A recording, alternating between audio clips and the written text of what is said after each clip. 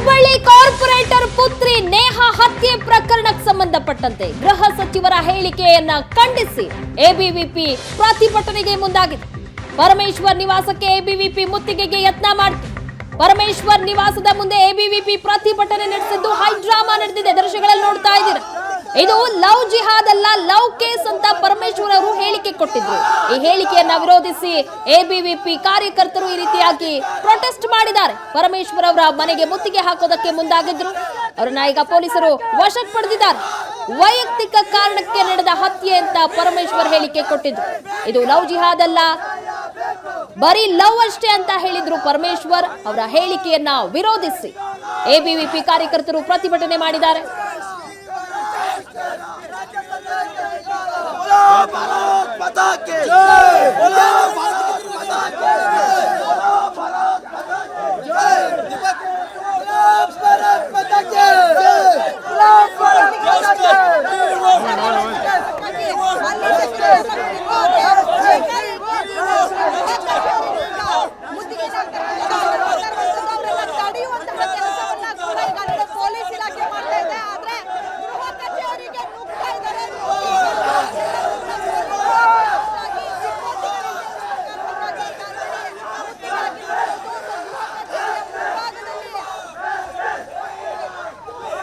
ಅಣ್ಣ ಮೊಬೈಲ್ ನೀನೇ ಬರ್ತಿದ್ಯಲ್ಲ, ಏನ್ ಮಾಡ್ತೀಯ?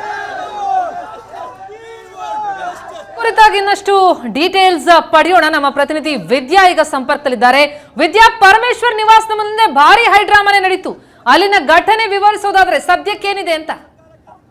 ಎಸ್ ಪ್ರತಿಮಾ, ಈಗ ಆಲ್ರೆಡಿ ಗೃಹ ಕಚೇರಿಯ ಮುಂಭಾಗದಲ್ಲಿ ವಿದ್ಯಾರ್ಥಿಗಳು ಪ್ರತಿಭಟನೆಗೆ ಮುಂದಾಗಿದ್ರು. ಈ ಹಿಂದೆ ನಾವು ನೋಡೋದಾದ್ರೆ ಜಿ ಪರಮೇಶ್ವರ್ ಅವರ ಮನೆಗೆ ಮುತ್ತಿಗೆ ಹಾಕ್ತಾರೆ ಅನ್ನುವಂತ ಕಾರಣಕ್ಕಾಗಿ ಬಿಗಿ ಬಂದೋಬಸ್ತ್ ಅನ್ನ ಅವರ ಮನೆಗೆ ನೀಡಲಾಗಿತ್ತು. 100ಕ್ಕೂ ಹೆಚ್ಚು ಪೊಲೀಸರು ಅವರ ಮನೆ ಮುಂದೆ ಬಂದೋಬಸ್ತ್ ಅನ್ನ ನೀಡಲಾಗಿತ್ತು. ಆದ್ರೆ ಅವರು ಪ್ಲಾನ್ ಅನ್ನ ಚೇಂಜ್ ಮಾಡಿ ಜಿ ಪರಮೇಶ್ವರ್ ಅವರ ಗೃಹ ಕಚೇರಿಗೆ ಈಗ ಮುತ್ತಿಗೆಯನ್ನ ಹಾಕಿರುವಂತದ್ದು. ಇಲ್ಲಿ ಪೊಲೀಸ್ ಸಿಬ್ಬಂದಿಗಳು ಇಲ್ಲದೆ ಇರುವಂತ ಕಾರಣಕ್ಕಾಗಿ 50ಕ್ಕೂ ಹೆಚ್ಚು ಸಂಖ್ಯೆಯಲ್ಲಿ ವಿದ್ಯಾರ್ಥಿಗಳು ಬಂದು ಅವರ ಗೃಹ ಕಚೇರಿಗೆ ಮುತ್ತಿಗೆಯನ್ನ ಹಾಕಿದ್ರು.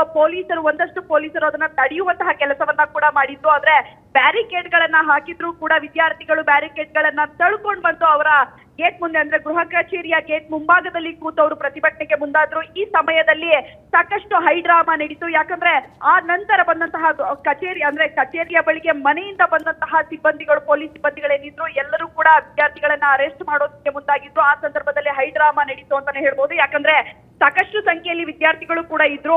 ಸೊ ಆ ಸಂದರ್ಭದಲ್ಲಿ ಅವರನ್ನ ಎಳ್ಕೊಂಡು ಹೋಗುವಂತಹ ಕೆಲಸವನ್ನ ಪೊಲೀಸ್ ಇಲಾಖೆ ಮಾಡಿತು. ಆದ್ರೆ ಜಿ ಪರಮೇಶ್ವರ್ ಅವರು ಕೊಟ್ಟಿರುವಂತಹ ಹೇಳಿಕೆ ಸರಿ ಇಲ್ಲ. ಸಚಿವರು ಕೊಟ್ಟಿರುವಂತಹ ಹೇಳಿಕೆಯನ್ನ ವಾಪಸ್ ಪಡಿಬೇಕು. ಯಾಕಂದ್ರೆ ತನಿಖೆಗೂ ಮುಂಚೆಯೇ ಅವರು ಹೇಳಿಕೆಯನ್ನ ನೀಡುವಂತದ್ದು ಎಷ್ಟು ಸರಿ, ಅದು ವೈಯಕ್ತಿಕ ಕಾರಣಕ್ಕೆ ಆಗಿದೆಯಾ ಅಥವಾ ಲವ್ ಜಿಹಾದ್ಗೆ ಆಗಿದೆಯಾ ಅನ್ನುವಂತಹ ಹೇಳಿಕೆಗಳನ್ನ ಯಾವುದೇ ಕಾರಣಕ್ಕೂ ಕೂಡ ಕೊಡಬಾರದು.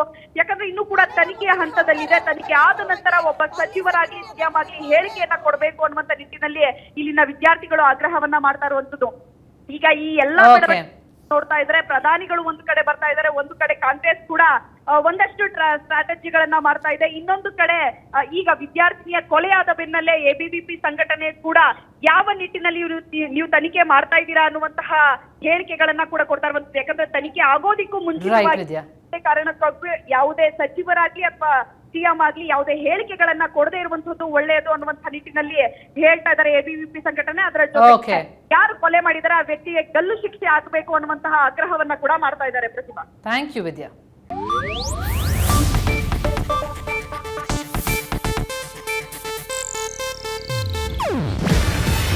ಇದು ಏಷ್ಯಾನೆಟ್ ನ್ಯೂಸ್ ನೆಟ್ವರ್ಕ್ ಪ್ರಸ್ತುತಿ. ನೀವು ನೋಡ್ತಿದ್ದೀರಾ ಏಷ್ಯಾನೆಟ್ ಸುವರ್ಣ ನ್ಯೂಸ್.